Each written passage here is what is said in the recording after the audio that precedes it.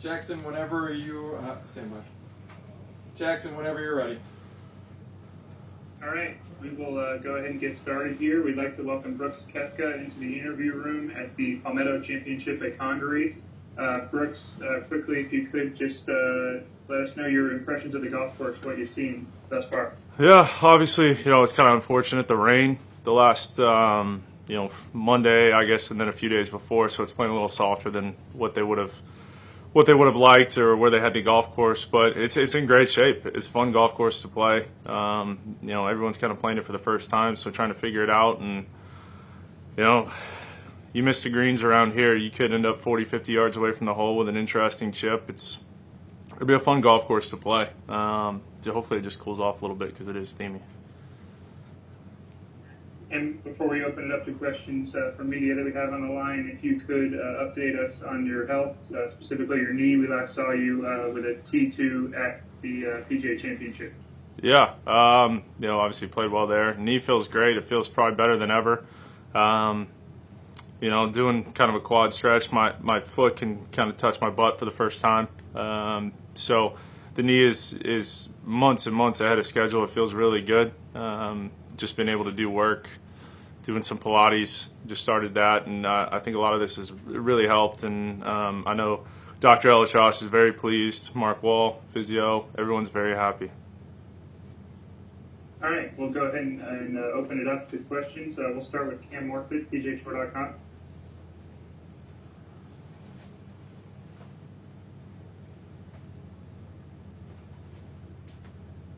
Go ahead, Cam, if you're ready. All right. Sorry about that. I had to unmute myself. So somebody who's never played Congaree, it initially looks a little bit like Augusta National.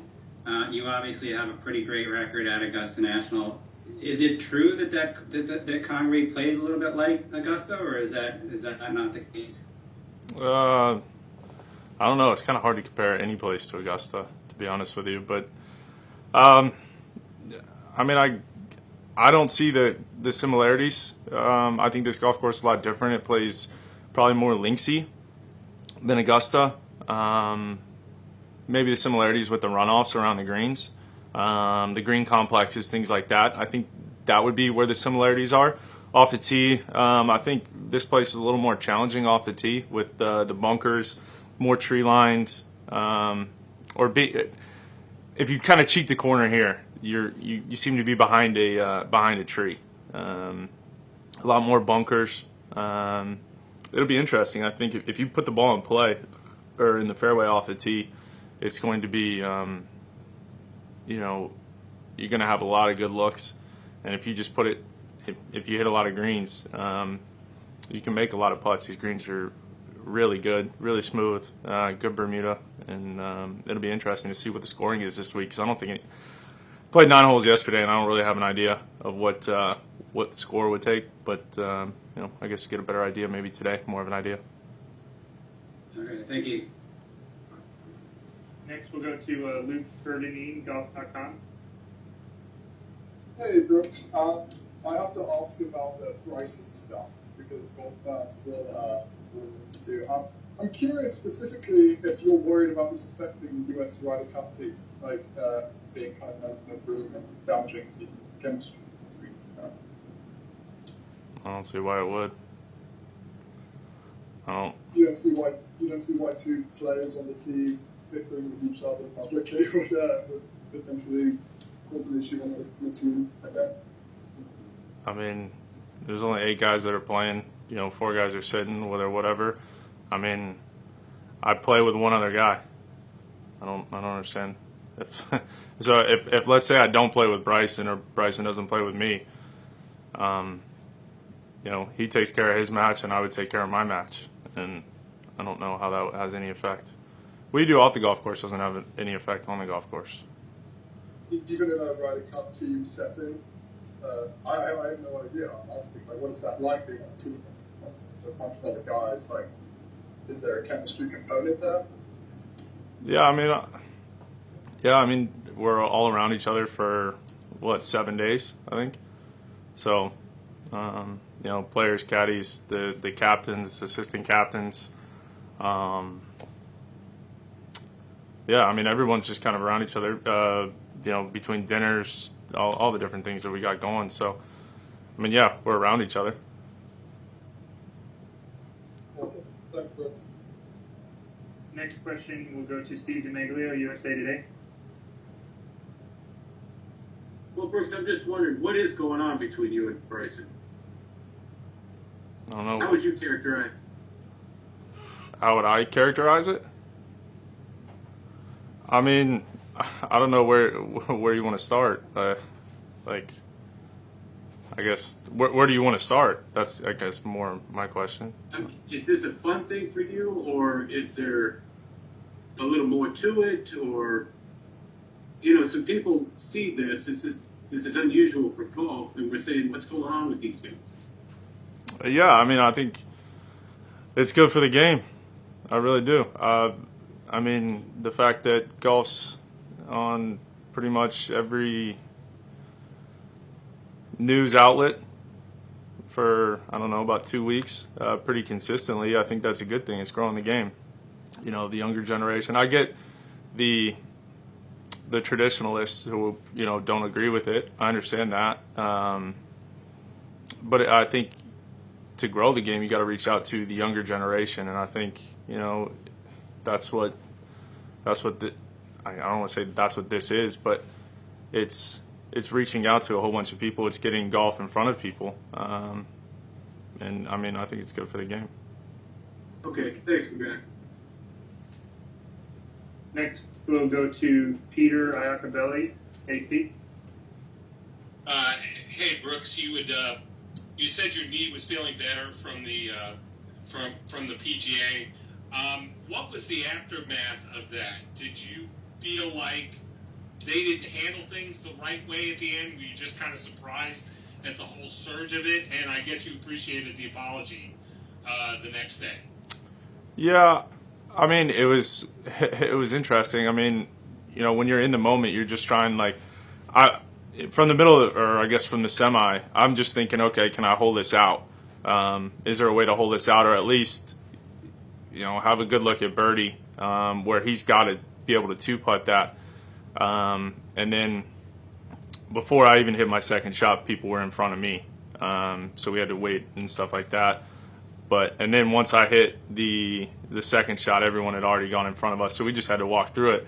I mean, it wasn't a big deal. It just would have been nice to, have a little bit more. I think we had one cop walking with us, and it was kind of tough to get through. But other than that, I mean, it was a pretty cool scene. You saw it where with Tiger and Rory at Eastlake, things like that. And the only difference was it just would have been nice to have been in front of the people.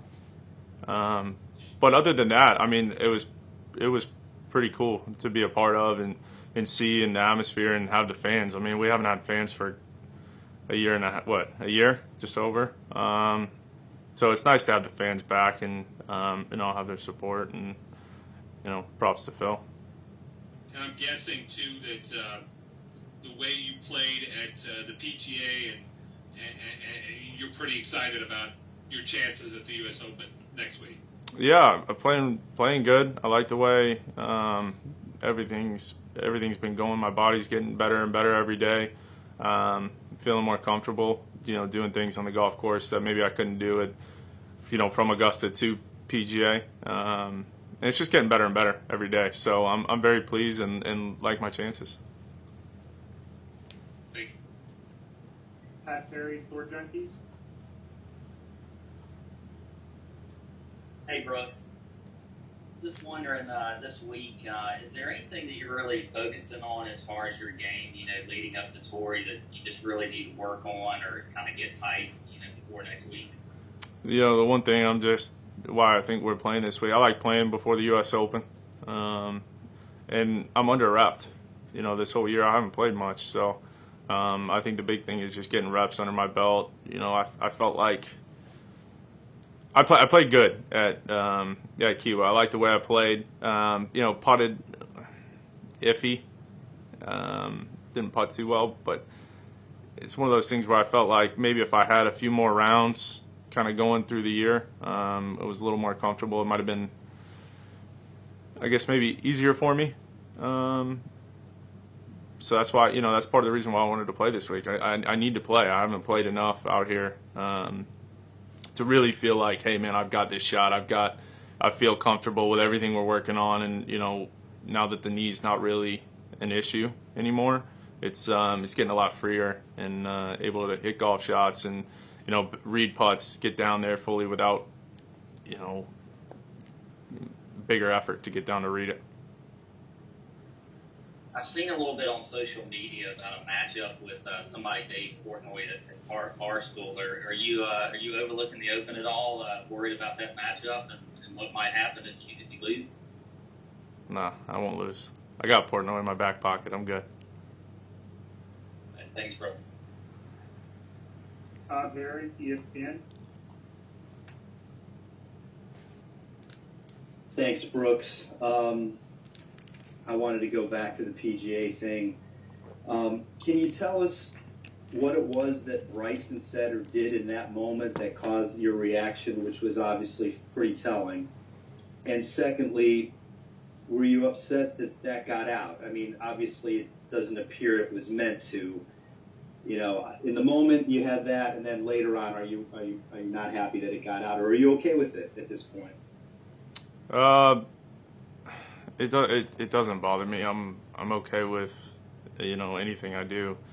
I don't really live with regrets, so it's nothing I'm terribly upset about. From everybody I spoke to, it's it is what it is, and move on. But as far as that was, it was just he didn't say anything to me. It wasn't he wasn't speaking to me. He was, I guess, either had signed his scorecard or wherever he was.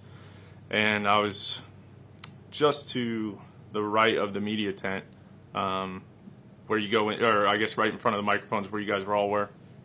And I don't want to say he was like screaming. He was saying something about how he hit a perfect shot and it shouldn't have been there. And it was just very, very loud. I don't think the mics picked up on that, but it felt like it was just so the fans could hear, or it was just. With the media right there, you kind of know, hey, look, we're all kind of in this area, just tone it down. And it was just so loud. And then I think he realized that he had gotten right behind me, and he toned it down a little bit, but it was still, and I just lost train of thought, which I think was pretty obvious. So you were obviously distracted a little bit there in that moment. I'm just curious, though, your own standpoint. Are you at all frustrated with yourself? And I mean, obviously you're doing a bunch of media. I think you had talked to us first, and then you went to talk to them. So you've done a couple of these. Maybe you're not that happy with yourself. I mean, I'm wondering if that leads to any of it. No, I was pretty happy. I mean, I had a chance to win. I was right there.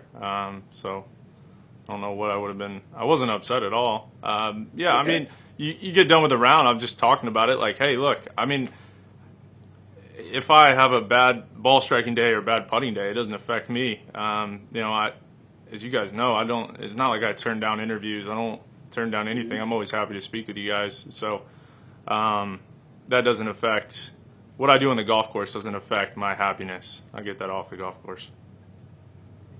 All right, I appreciate it. Thank you. Yep. Go back to Steve DeMaglio. Go ahead, Steve. First, I'm just curious, has the PGA Tour got in contact with you or your agent about this Bryson, you back and forth by any chance? I have no idea I really haven't spoken to Blake too much. I've spoken to him a couple times, but he was on vacation. So I was trying to let him be. He doesn't get too many vacations, so I was just trying to let him be. But, I mean, I speak with the tour all the time. We speak maybe once a week, maybe once every other week, just about what's going on out here, how to better, the tour, the game, players. We speak all the time. So, I mean, we're always in constant communication. Thanks, big man. All right, Brooks, those are all the questions we have. Thank you for your time, and best of luck this week.